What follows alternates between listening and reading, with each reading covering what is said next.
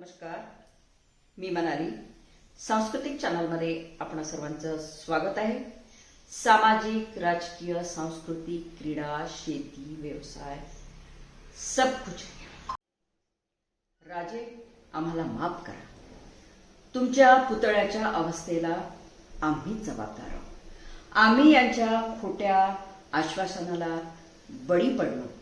राजे, तुम्ही उभारलेले किल्ले, त्यांचे दगड आजही शाबूत आहे. पण यांनी उभारलेला पुतळा अवघ्या 8 इंजिनियर बांधकाम विभागाने हे काम केलेलं आहे. त्या सर्वांची कसून चौकशी करून त्यांच्यावर तात्काळ कारवाई करण्याची मागणी मुख्यमंत्री, गृहमंत्री यांच्याकडे आम्ही सर्व शिवप्रेमी करत आहोत. केवळ पंतप्रधान मोदी येणार म्हणून अवघ्या 6 महिन्यामध्ये हा पुतळा उभारण्यात आलेला आहे. इतक्या तडकाफडकी पुतळा उभारणे शक्यच नसते. छत्रपती शिवाजी महाराजांचे नाव घेऊन, छत्रपती शिवाजी महाराजांचा नावाचा वापर करून सत्तेत येताच महाराजांच्या पुतळ्याचा अपमान करणारे सत्ताधीश, भ्रष्टाचारी ह्यांना आता जनता धडा शिकवल्याशिवाय राहणार नाही. सत्ताधीशांनो, शिवाजी महाराजांचा पुतळा कोसळला नसून हा महाराष्ट्र कोसळलेला आहे. गेल्या 450 वर्षापासून छत्रपतींनी उभारलेले गड किल्ले अजूनही साबूत अवस्थेमध्ये आहे. या महाराष्ट्रामध्ये आजच नाही तर गेल्या 8 ते 10 वर्षापासून छत्रपती शिवाजी महाराजांचा अपमान अव्याहतपणे सुरू आहे.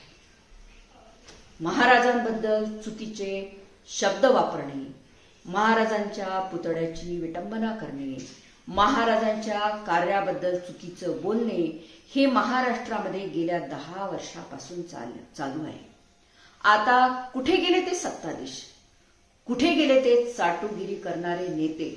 कुठे गेले ते चाटुगिरी करणारे पत्रकार? आज ते झोपले आहेत का? काल परवाला महाराजांचा पुतळा कोसळल्यानंतर गोकुळ अष्टमीच्या कार्यक्रमामध्ये नाच गाणे ऐकणारे नेते आम्ही बघितले आहे. महाराजांचा अपमान होतोय हे सुद्धा त्यांना लक्षात आलेले नाही. कुठे गेले ते RSS वाले, BJP वाले? तो एक RSSचा राज्यपाल नको नको ते विषारी गरड छत्रपती शिवाजी महाराजांबद्दल ओकत होता. संपूर्ण महाराष्ट्र ढवळून काढत होता. किती दिवस आम्ही हे सहन करायचे? कुठे गेले ते पत्रकार? गांधी यांच्या टीकेचे धनी आणि सावरकरांचे मुकुटमुनी झोपले आहेत का ते आता? तुमच्या सर्वांच्या माहितीसाठी एक गोष्ट मी इथे आवर्जून सांगते. सारिका जगताप, ज्यांचं शिवराय फाउंडेशन गव्हर्नमेंटल फाउंडेशन आहे, ज्या संस्थेमार्फत पुतळा उभारणी होते, त्यांच्या YouTube चॅनलला घेतलेली मुलाखत आहे. त्या मुलाखतीमध्ये त्यांनी स्पष्टपणे सांगितले की एक पुतळा उभारणीसाठी 2 ते 3 वर्ष लागतात.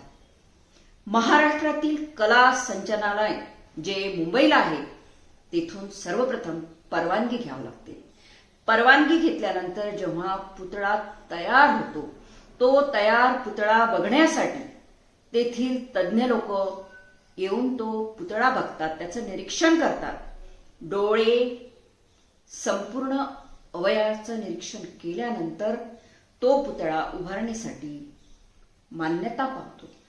त्यानंतर सर्व शासकीय कागदपत्रांची पूर्तता करावी लागते.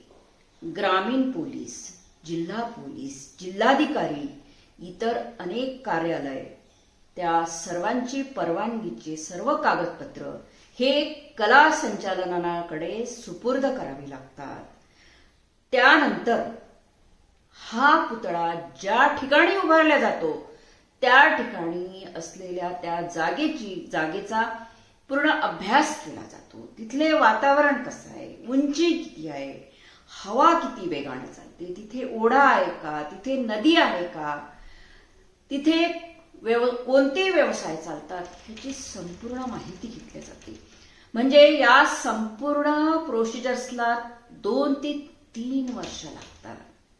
धन्य ते 6 महिन्यामध्ये पुतळा उभारणारे, ज्यांनी पंतप्रधान येत आहेत म्हणून अवघ्या 6 महिन्यामध्ये पुतळा उभारला आणि या 6 महिन्यामध्ये उभारलेल्या पुतळ्याची आज काय अवस्था झाली हा संपूर्ण महाराष्ट्र बघत आहे. फार दुःख होत आहे. यांच्या स्वार्थासाठी, यांची खुर्ची वाचवण्यासाठी हे सत्तेचे लालसा जोपासणारे सत्ताधीश यांना आता धडा शिकवलाच पाहिजे.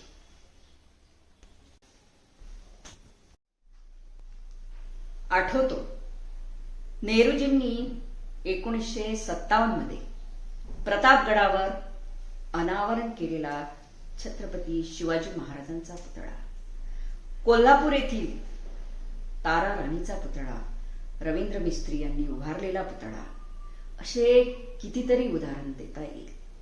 सत्तेच्या लालसेपोटी निवडणुका आलेल्या आहेत आणि घाईघाईने उद्घाटने उरकवायची आहे आणि सत्ता मिळवायची आहे.